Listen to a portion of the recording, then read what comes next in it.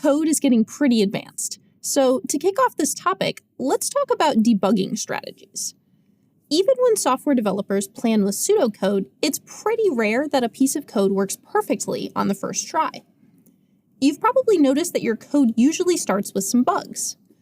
What is a bug? A bug is an error or flaw in a computer program that causes it to produce an incorrect or unexpected result, or to behave in unintended ways. We call it a bug because the first one ever reported was a literal bug. In 1947, a team of researchers at Harvard University, including Grace Hopper, kept having the same problem when trying to run code on a computer called the Mark II. When they opened it up, there was a moth, an actual bug, stuck in the hardware. Even though code bugs usually aren't real live bugs anymore, it's still a good idea to practice debugging. Bugs in code cost companies approximately $312 billion every year, along with all of the developer time and headaches that it takes to solve them. Being able to track them down quickly is a very valuable skill. There are 3 basic strategies that you can use to debug your Python programs. Let's look at each one. The first strategy is using a mental model of how Python executes your code to walk through what isn't working. Python executes each line of code in order and keeps track of variables and their values in memory.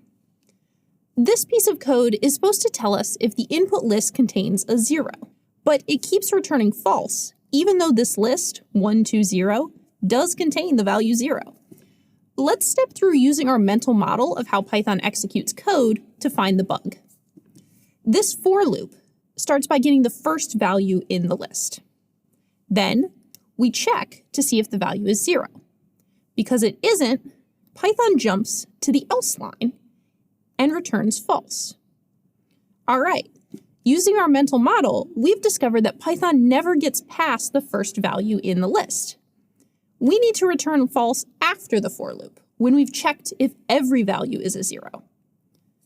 Here's the corrected code.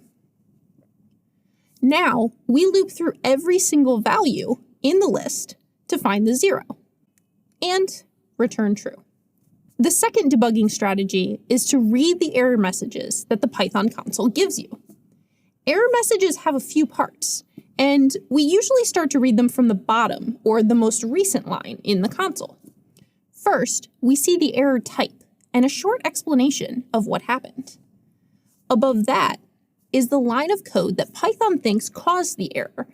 And finally, we have a file name and line number for that piece of code. The error type is usually one of the biggest clues to what is actually happening, and there are 3 main categories of errors that you'll start to recognize. Syntax errors are usually caused by spelling errors, missing indentation, or missing colons. And the Python interpreter can find them before your code even runs. Logical errors don't usually cause an actual error message in the console, but you'll see that the code is returning values you don't expect.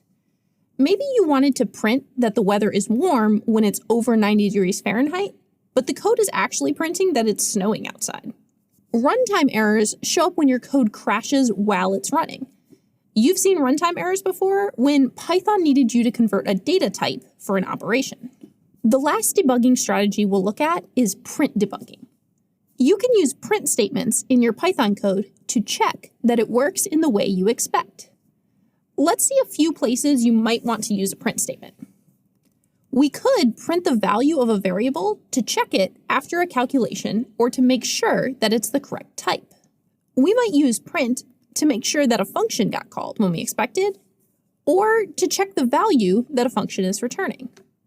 And for more complicated loops and if statements, you can use print statements to see what's happening at each iteration.